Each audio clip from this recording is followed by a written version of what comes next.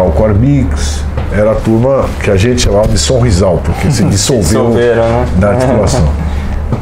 Lembrei de um outro debate interessante que tinha nos anos 80 sobre conselhos populares. Esse era a praia do Poposo, Poder Popular e Socialismo, que era a corrente de uns médicos paraibanos, liderada pelo Eduardo Jorge, que hoje é tucano, o verde, não sei.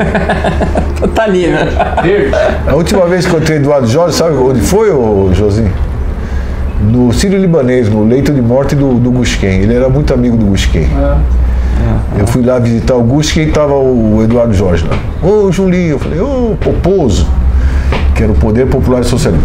Que era a linha deles era os conselhos populares, Nós, para te dizer a verdade, nunca demos muito bola para isso. Por quê? Porque o nosso negócio era entrar nos sindicatos, nos núcleos de base do partido. Pra ter autonomia, pra ter influência. E ganhar posições no interior do movimento operário. Mas assim, Agora, os conselhos populares tinha gente que tinha um pouco a interpretação de sovietizar frio, entendeu? Nós podemos, isso não existe. Descentralizar o poder. Que os conselhos populares iam controlar nas regiões. Vai controlar o quê? Água, distribuição de energia. Então não tinha muita. Soviet quer dizer conselho. Na Revolução Russa, o Soviet surgiu de maneira semi-espontânea em 1905. Em 1905, totalmente espontânea. E depois que a experiência, 12 anos depois, ressurgiram que nem cogumelo em toda a Rússia revolucionária, como instrumentos de poder. Como o regime estava em crise, eles assumiam o controle das fábricas, o controle da produção, do transporte. Tinha que ter passe do Soviet para você entrar num bairro ou sair de um bairro. Até dentro das Forças Armadas construíram os Soviets, né? E não era o caso dos conselhos populares aqui, que era uma espécie de assembleias de moradores para discutir os problemas da vida cotidiana. E não era para tomar o poder, para impor um duplo poder. Então a gente não era muito dessa praia dos conselhos populares, não. Mas tinha muita gente no PT, os líderes disso eram Poposo, mas tinha Poder Popular e Socialismo. Assim, mas na administração petista deveria se conceber canais de aproximação de decisões populares. E aí, no caso, orçamento participativo, Aqui em São Paulo não teve mais no Rio Grande do Sul, né? Por influência direta da DS, Democracia Socialista, uma das correntes do PT, que é forte no Rio Grande do Sul. Teve em Campinas um pouco de orçamento participativo na gestão do Jacob Bittar. Aqui na capital não lembro de ter tido orçamento participativo. Teve, João? Qual a gestão de quem, João? Gestão da Marta. Da Marta? Mas era bem mequetréfico. Por causa da dívida, era muito peso. No caso de Porto Alegre, por exemplo, o orçamento participativo discutia 16% do orçamento, né? Que era o que não estava comprometido com o funcionamento normal da instituição prefeitura, né? Certo. E nós fomos muito críticos a isso aí, dizendo que era maneira de cooptar os movimentos. Em vez dos movimentos levarem as reivindicações para a prefeitura e exigir resposta, ficava lá sendo ensaboado em assembleias. Mas você quer luz, o outro quer água. Eu vou dar água ou vou dar luz? Daí joga um contra o outro e não sai nem a água nem a luz. Bom, enfim, institucionalmente então, se não é por conselhos, talvez nós temos por núcleos, nós tivemos uma experiência ruim institucional, que foi a seguinte: no governo da Luísa, pela circunstância que ela foi eleita e tudo mais, nós aceitamos uma subprefeitura, duas, né, João? Desculpa. O governo da Luísa Erondina, aceitamos duas subprefeituras, de Caieiras com Miranda e Vila Maria, né? Não, Vila Maria e Prodan. O Miranda depois que eles vieram para a organização, né? Mas ele já estava fora da administração. Ele já estava fora. Que ele era o grupo que tinha rompido com a DS, LPS. O grupo do LPS. Luta Popular e Socialismo. Né? Isso. E João é meu substituto na executivação da CUT, um excelente quadro militante. Conheço ele da Frente Brasil Popular, ele era bem mais novo que eu, já ele estava lá, né? Cumpria a tarefa mais ele e o Douglas. Segundo o Douglas, sacanagem ter botado ele na executiva nacional. Douglas tá aí também? Porque ele era o meu estadual, é o presidente. Ele era o meu Eles ficam aqui? Embaixo, segundo. Ele era o meu Cafu da CUT estadual, jogava na lateral direita, de ponta direita, de centroavante, meio campo. E os dois são São Paulinos, os dois são Bambi. Ele é palmeirense, viu? Ganhamos o troféu Mickey Mouse. De novo. Ganhamos o troféu Mickey Mouse em compensação. Acima do Corinthians. Bom, pra terminar então, Mas eu vou te contar isso. Aceitamos a Prodan, que ele falou, que era a empresa de processamento de dados. Aí botamos um quadro lá na Prodan, o Edson Cardone. Na Vila Maria botamos quem? O Henrique na época, Henrique Olito. Henrique Olito. Então a gente tinha uma subprefeitura e tinha uma estatal, digamos, né? Processamento de dados de todo o município. E o Edson... Da Marta. Marta ou Erundina? Erundina. Na Marta não comprou. E o Edson... Henrique novinho, né? Tinha o que na época? Uns 30 anos, né? né? Mas não tão novo quanto nós, né? Erundina, 89, 90. 89 eu já tinha 33. É por aí, é sua idade, o livro diz. Ele tem minha idade, devia ter a idade de Cristo, 33. O fato é que o Edson resolveu alugar ônibus para os movimentos sociais irem para Brasília exigir mais verbas para a Prefeitura de São Paulo. Você acredita que o governo Erundina exonerou o Edson por malversação de fundos públicos? Porque tinha alugado com o dinheiro da Prodan ônibus para levar os movimentos populares para Brasília. E era Erundina, ou seja, Erundina. Prefeita mais O vice era o Leg, nosso eterno aliado, Luiz Eduardo Grijalvo. Era o vice dela. Aldaís Esposati. Era Aldaís ainda? Aldaís era secretária de... O Leg foi vice de quem, cara, quando teve escândalo no Beca? O Leg era o vice da Erundina. Ah, sim, mas quem demitiu foi Aldaís. Mas o Leg foi contra, imagino, né? Não sei, eu já vou perguntar pra ele se ele foi contra. Perguntar pra ele se na época ele foi contra. O fato é que o Edson foi processado, foi julgado, condenado por... Como é que chama o crime? Malversação. Improbidade administrativa. Improbidade administrativa. Você fica com direito suspenso. Ficou, bicho. Ele tinha que se apresentar na polícia todo dia.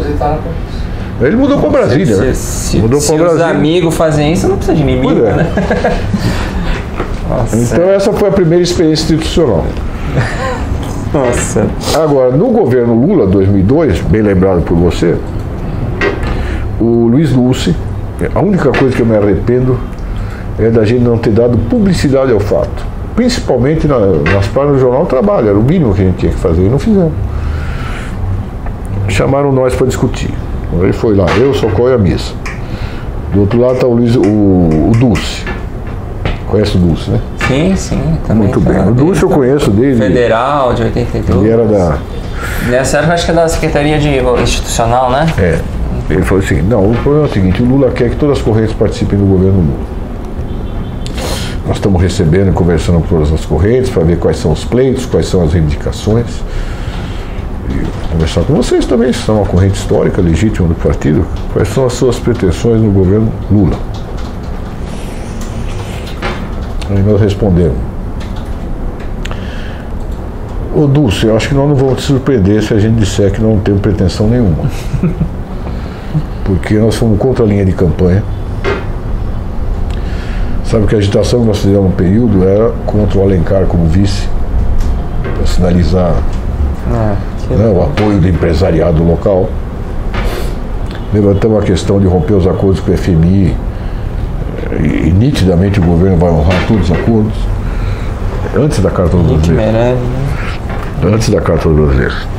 Porque a Carta dos Brasileiros foi já com a posse do Lula. Essa discussão foi antes de formar o governo. Então nós não queremos nada, nós somos minoria no partido, queremos que nós sempre exigimos e acredito que o PT nunca vai recusar. Democracia interna, para a gente defender nossos pontos de vista. Agora, queremos que você fale para o Lula o seguinte, que não tenha nenhuma dúvida.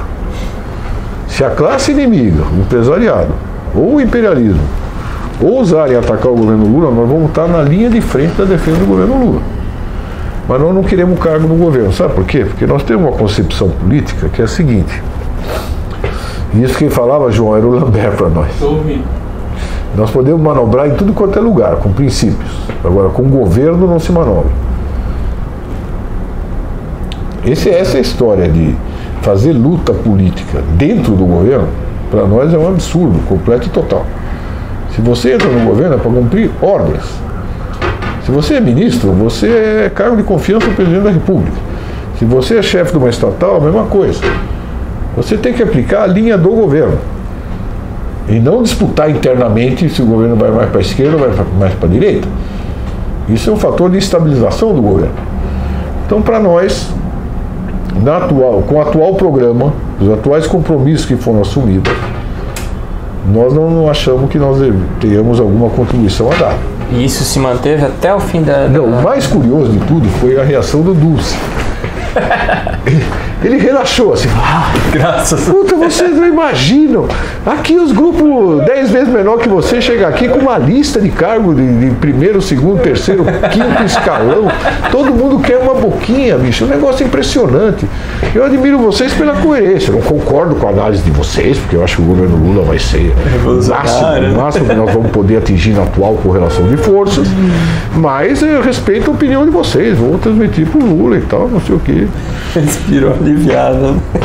Ele respirou aliviado. Tem tanta gente aqui pedindo. Ele tava com uma lista que Tem que criar cargo, né? Tinha 40 ministérios para agrupar tanto fora os Daí nós saímos autossatisfeitos, informamos todas as instâncias nossas, os dirigentes, os militantes de base, o pessoal não é para aceitar cargo no governo, nós somos independentes e tal.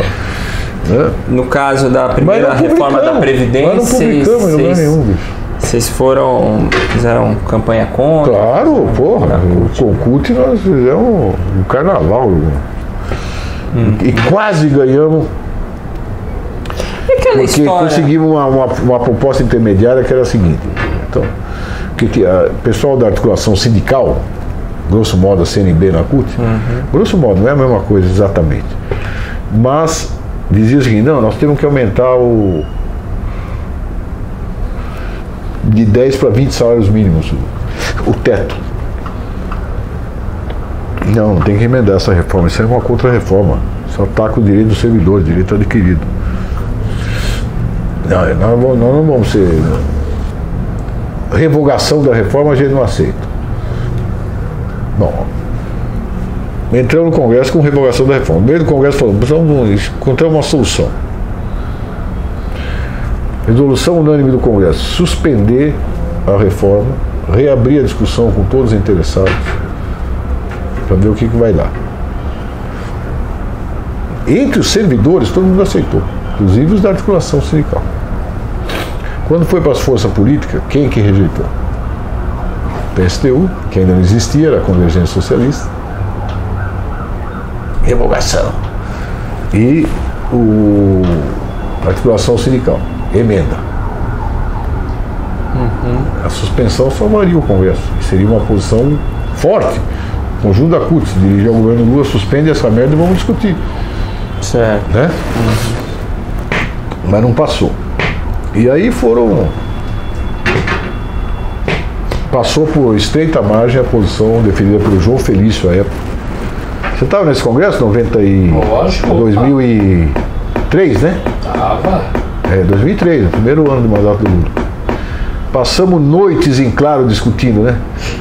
Porra, nós que entramos com a proposta de revogação aqui, agora vocês pegam a nossa proposta para estourar um acordo que é progressivo pela suspensão, pô. Agora falava para a esquerda. Um daqueles vídeos lá do Breno Altman, ele diz o seguinte, olha, a proposta de unificação dos sistemas, né, tanto dos servidores quanto do CLT, já existe desde 98. E que a reforma de 2003, né, 2004, atingiu 2% dos servidores. Faz sentido isso? Não? Até hoje tem o ranço dessa reforma, dessa primeira reforma, né? O pessoal, né? Não, ele atinge pouco, porque, obviamente, a grande massa dos servidores não ganha 10 salários mínimos. Aí ela acabou com a paridade e a integralidade, né? Esse que é o grande... Foi... Essa é a grande pegada. Então... Mas aí vocês fizeram marcha, Brasília? Fizemos, acho que tinha muita gente em Brasília. Obrigamos o Marinho, que foi o presidente eleito, uma disputa apertada dentro da articulação contra o João Felício, ganhou por 150 votos. E fora essa luta... E o Marinho, que depois vai ser ministro do Lula, ele foi lá pro Lula, pedia... era PEC 141, acho, né, João? Não me lembro o número.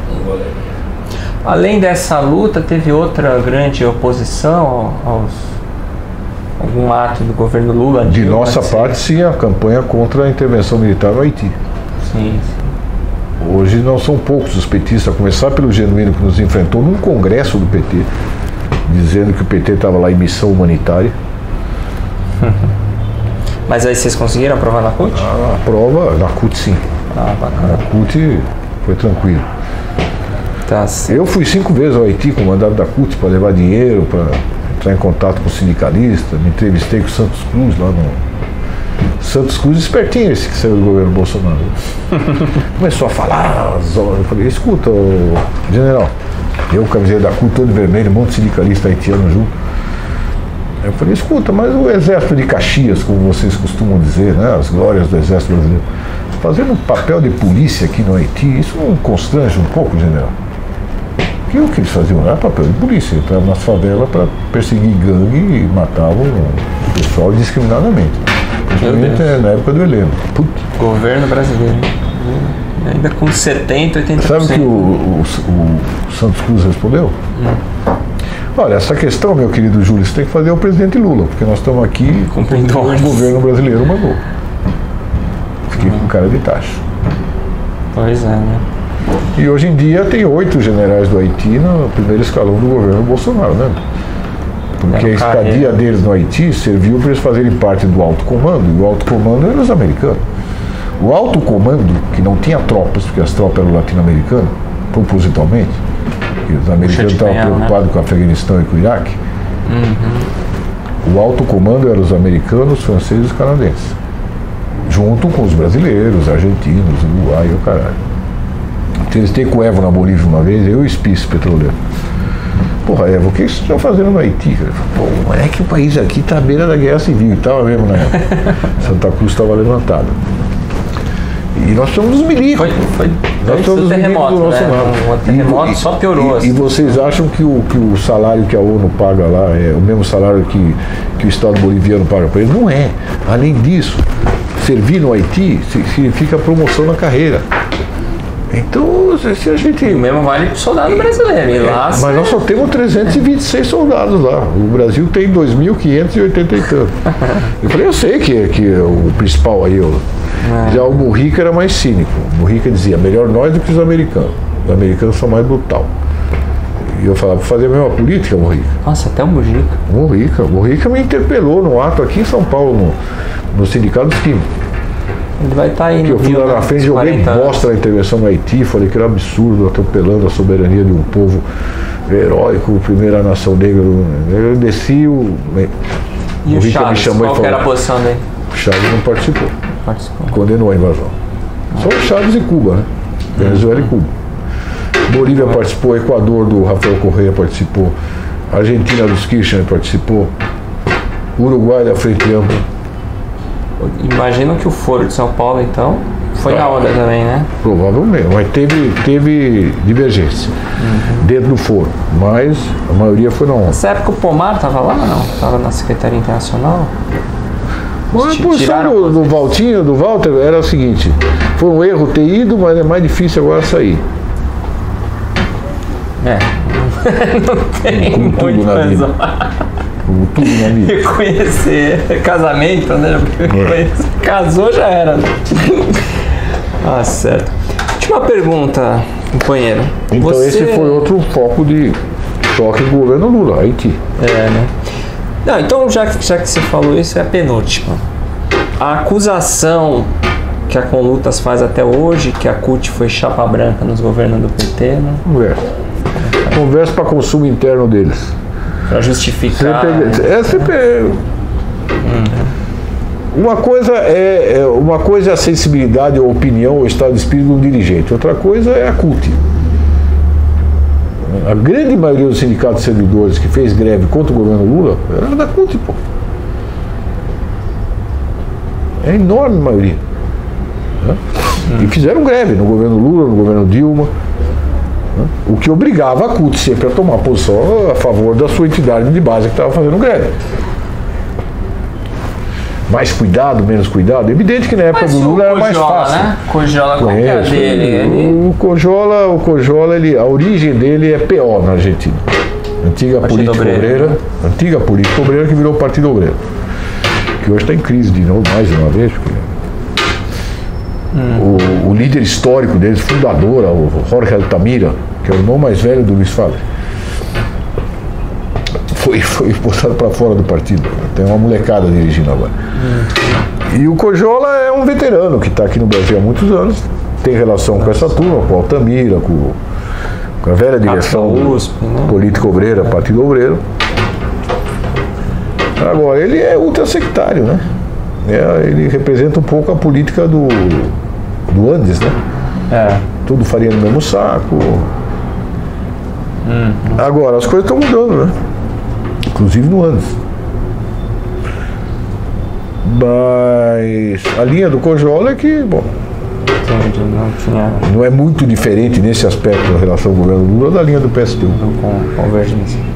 Bom, então, última pergunta. Você é militante de um partido socialista? Fundou um partido socialista, não há dúvida, mas ainda é militante? Eu sou militante da Quarta Nacional. Estou no PT. Né?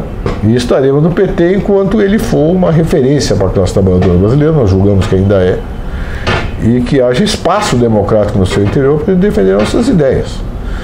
Agora, uma pequena minoria, que é o que nós somos, se transformar em maioria, tem que comer muito arroz e feijão. Né? Mas e no todo? Então, o PT é socialista? O PT, o partido tem referência no socialismo. Agora, o que é o socialismo petista é um enigma que ninguém ainda conseguiu decifrar. Mas meu trabalho é um enigma que ninguém conseguiu decifrar. Estou entrevistando aí pro povo.